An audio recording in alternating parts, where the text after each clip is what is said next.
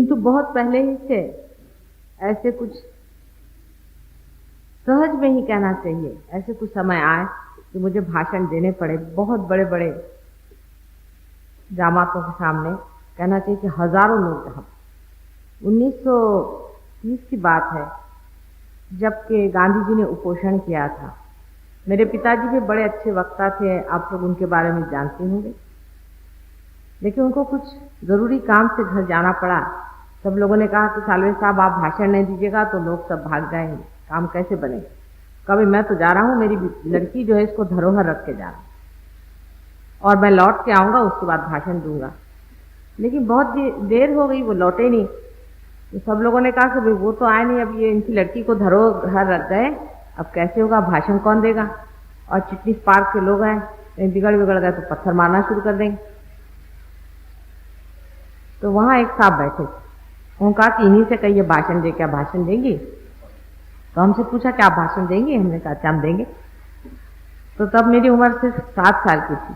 उस वक्त के अगर कोई लोग हो तो उन्हें याद हो कि मैंने काफ़ी 15-20 मिनट तक काफ़ी अच्छा सा भाषण दिया था और गुड्डा गुड्डी की शादी बताई थी।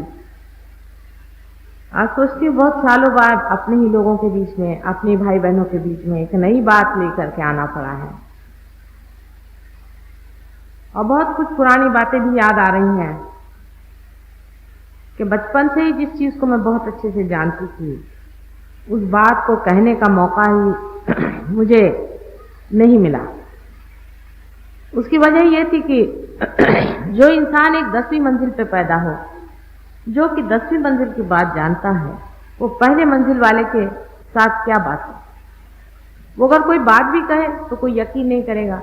बहुत बचपन में मैं अपने माता पिता से, विशेषकर अपने पिता से बहुत कुछ इस पर बातें किया करती थी और धर्म पे बहुत चर्चा करती थी। लेकिन मैं देखती थी कि वे भी यही सोचते थे कि ये सब बातें किसी समझ में आएंगी नहीं। जैसे कि बड़े साहब जो अपने एडवोकेट यहाँ के हैं, ये मुझे बचपन में पढ़ाते भी थे, ये भी मुझे बहुत अच्छे से जानते हैं, और मेरे भाई बहन और यहाँ के बहुत से लोग जिनको कि मेरे पिताजी जानते थे। सभी लोगों से मैं ये देखती थी कि इन्हें मेरी बात समझ में आएगी नहीं, इसीलिए ये बात करना अभी उचित नहीं है। कम से कम पहले मंजिल से 5वीं मंजिल पे लोग पहुंच जाएं तो कुछ मेरी बात उनकी समझ में आई। एकदम से ही ऐसी बात कह दो जो कि लोग सोचेंगे कोई पागल आदमी बोल रहा है, इससे क्या फायदा। इसी तलाश में मैं थी कि मनुष्य जो है उसकी समस्या क्या है और वो किस तरह से हल होगी। बहुत बचपन से, आपको आश्चर्य होगा कि मुझे मेडिटेशन की मेरी बचपन से बड़ी आदत है। और माउंट रोड में भी जब हम लोग रहते थे तब भी यहाँ पर जो अभी मैंने सुना कि बड़ा अच्छा गार्डन बना दिया है, यहाँ एक माउंट मेरी का टेम्पल है, उसके पास जाकर घंटों में बैठ कर के इसी विचार को लेकर सोचती थी कि मनुष्य में जो एक उलझन, एक समस्या है, एक ही समस्या है, बहुत साधारण।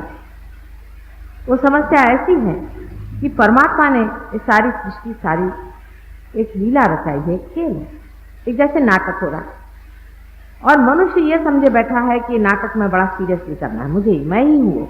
जैसे समझ लीजिए कोई आदमी है, उससे कहा कि तुम शिवाजी बनो और तुम शिवाजी का खेल खेलो, अब वो सोचने लग जाए कि मैं शिवाजी हो गया, तो इस पागलपन को कैसे हटाएगा। एक समस्या ही है, क्योंकि सब लोग सोचते हैं कि जो हम हैं सो ही हैं, इसके अलावा और कुछ हम हैं, ये बात कोई सोच भी नहीं सकता। जब वो सोच भी नहीं सकता है तो फिर उसको जानना कौन चाहे। सब लोग यही सोचते हैं कि जो खेल है यही सही बात है, और अगर बच्चों से आप पूछें तो बच्चे तो सारी सृष्टि को ही खेल समझते हैं। एक बच्चा था, हमारे घर में आता था, एक दिन मुझसे पूछता है, आंटी जी आप ये डॉक्टर डॉक्टर क्यों खेल रही हैं। वो सोचते ये भी एक खेल है कि भाषण होता है, लोग आते हैं, बैठते हैं, फिर सब सत्य, वास्तविक ये सत्य है, बच्चे सत्य जानते हैं, लेकिन हम लोग असत्य को सत्य माने गए। जैसे कि हम ये सोचे अब हम नागपुर में पैदा हो, हम नागपुर वाले हो गए, फिर हम हिंदुस्तान में पैदा हो, हिंदुस्तान वाले हो गए, फिर हम ईसाई धर्म में पैदा हो, ईसाई धर्म वाले हो। लेकिन अगर एक छोटे बच्चे से आप पूछे कि बेटे तुम कौन हो, तुम जापानी हो कि अमेरिकन हो, तो हैरान हो जाएगा। उसे फिर तुम मुसलमान हो कि हिंदू, तो और भी हैरान हो जाएगा। उससे अगर पूछो बेटे तुम कौन हो, तो ज़्यादा से ज़्यादा वो इतना ही कहेगा कि माँ मैं तुम्हारा बेटा हूँ और कौन हूँ, तुम भूल गई क्या मुझे। वास्तविकता में हम जो असलियत में मनुष्य हैं, ये सत्य को भुला करके और जो असत्य है उसे हम माने। जब अंग्रेजों ने भी यहाँ राज्य किया तो वो भी एक बड़े भारी असत्य पे थे कि हम अंग्रेज हैं, ये हिंदुस्तानी। वो भूल गए थे कि हम भी इंसान हैं, ये भी इंसान है। और ये बड़ा भारी सत्य है। ये सत्य ऐसा है कि जैसे ये एक उंगली है वैसे ही ये भी दूसरी उंगली, ये भी तीसरी, चौथी, पांचवी, सब उंगलियां एक ही हाथ की, लेकिन ये हाथ भी एक ही शरीर है। हम सब एक ही चीज में बंधे हुए हैं, ये महान सत्य और सही बात है। लेकिन अगर ये उंगली सोचे कि मैं अलग हूं और ये उंगली इसको दबाना चाहे, ये उंगली इसको काटना चाहे, मेरे दांत जो है मेरे पाँव को काटने लग जाए, वैसी ही चीज मैं देखती थी संसार में। मुझे समझ में नहीं आता था कि लोगों से कैसे बताएं कि भाई तुम सब एक हो। इसलिए जरूरी था कि सबको ये तो महसूस हो कि इसका दर्द इसको भी लगे और इसका दर्द इसे भी लगे। तो ये क्या करना चाहिए, क्योंकि मुझे तो ये होता था, मैं जानती थी। अभी जो बारिश साहब ने कहा वो बात सही है कि जब ये बम्बई आए तो मुझसे इन्होंने कहा था, रेफरेंस उन्होंने बताया नहीं, इन्होंने मुझसे कहा कि तुम इतना तुम्हें भाषण का ये है और इतनी तुम डायनामिक हो, सब कुछ है, तो तुमको तो चाहिए कि पॉलिटिकल फील्ड में आए, तुम्हारे जैसे पॉलिटिकल फील्ड में आए। मैंने कहा भाई मुझे माफ़ करो, मेरे बस का रोग नहीं। जब बहुत कुछ ये करने लगे कि मेरे दिमाग में ऐसी बातें आ रही हैं, मेरे दिमाग में ये बात आ रही कि तुम्हारे साथ तो तुम ये हो सकता है, पॉलिटिकली तुम ये कार्य कर सकती हो, तुम्हारे जैसी निष्ठुर स्त्री मिल नहीं सकती। तो मैंने कहा कि मेरे तो दिमाग में एक प्रकाश का गोला घूम रहा है।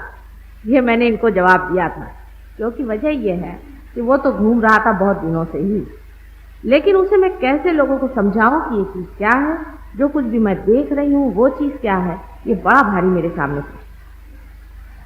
इसीलिए मैंने थोड़ा मेडिकल की भी स्टडीज की कि समझ लें कि इसे इंसान क्या कहता है, इस चीज़ का क्या नाम है। उस पर मैं कल आपको बताने वाली हूँ।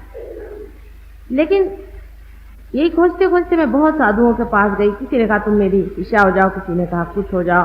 मैंने कहा अच्छा ठीक है। हरिद्वार में भी मैं एक साधु जी थे, उनके पास बहुत दिन रही, फिर और भी बहुत सारे साधुओं के पास है।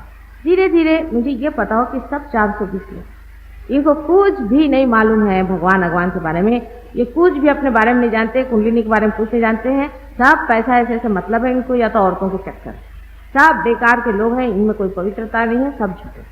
मुझे तो सच्चा साधु बहुत ही विरला लगता है, बहुत ही विरला है। और जो है भी कोई एक आध दो सच्चा साधु है भी तो वो जंगलों में।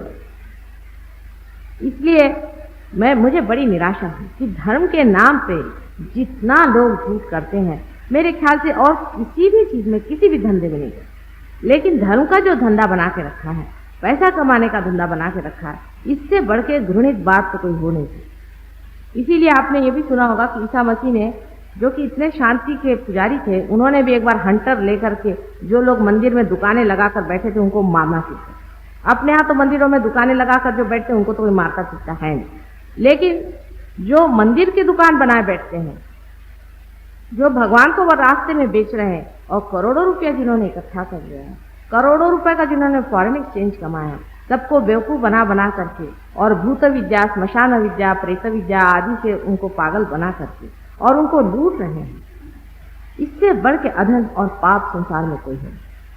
ये पाप की गठरी उनके सर से तो उतर ही नहीं सकती, क्योंकि वो सिर्फ आपका पैसा ही नहीं नोचते। पैसा नोचना है ले लें, वो आपकी जेब काटना है ले लें, कोई हर्ज नहीं, उससे कोई हर्ज नहीं बनता, क्योंकि ये तो सब विनाशी चीज़ें हैं, ये तो इसी संसार में रहने वाली हैं। लेकिन वो आपका जो अंदर का शक्ति का स्रोत जो कुंडलिनी है, उसी को जब खराबी कर देते हैं, उसी के मार को खराब करते हैं और प्रेत विद्या और भूत विद्या से आपको भ्रष्ट कर देते हैं, तब उनको जान लेना चाहिए कि ये पैसे की गठरी न कोई ले गया है और न ले जाए, लेकिन पाप की गठरी ले जाने पर उनका क्या हाल है। लेकिन इनमें से तो बहुत से राक्षस के अवतार हैं, बड़े बड़े राक्षस हैं ये लोग, जो संसार में आए हैं, भगवान का नाम कहते हैं, है राक्षस। इन लोगों को मैंने बहुत नज़दीक से देखा और मैंने जाना कि इतने मायावी लोग हैं कि इनका चक्कर ही जबरदस्त है। जैसे कि सीता जी को उठा के रावण ले गया था, बेचारी सीता जो साक्षात आदि शक्ति थी, उसे पता नहीं चला कि ये रावण मुझे ले। उसी तरह के महादुष्ट आकर के संसार में ये दुष्ट कार्य करें।